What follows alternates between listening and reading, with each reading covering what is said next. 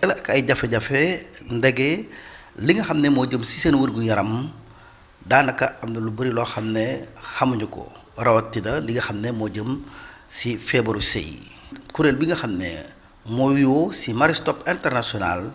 daal di lal ay programme yoo xam ne daf ko jëmale ci santé de la reproduction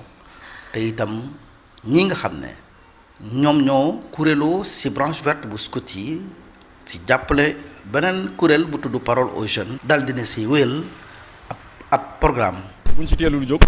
dañu nar a loolu avenir xale yu bëri en fait donc tant que amuñu information bi war ci lan la ñu war a doxalee seen dundin et cetera donc day xaw a jafe ci ñoom parce que information bi dañ ko nar a foraatu ci mbedd bi te du nekk des fois information boobu. pour mun a dakkal nag li nga xam ne mooy ndóol. dund bu mucc ay koom dina fa am faw ñu jàppale ndaw yi. campagne fagaru challenge nag dara wundu ko lu wérgu yaram ndaw ñi également ñu waxtaan ak ñoom ñaax leen ci li nga xam ne moom mooy VIH li nga xam ne moom mooy ëmb yu teel yi mutilation génitale féminine ak lépp li nga xam ne day gàllankoor seen ndaw. fas yéene na nag ànd ak juróomi junni ay ndaw yoo xam ne dinañ leen ñaax ci li nga xam ne moom mooy dépistage volontaire xam itam li nga xam ne moom mooy gàllankoor seen dund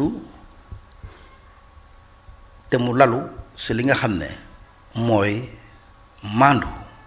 loolu pour ñu mun ko am il faut que waxtaan bu bëri léegi nag loolu moo ñu tax a jóg waxtaan ak ñoom waxtaan bu bëri ci santé de la reproduction ak tam wan leen ni que service yi c'est accessible say bu ñu ko soxlaa.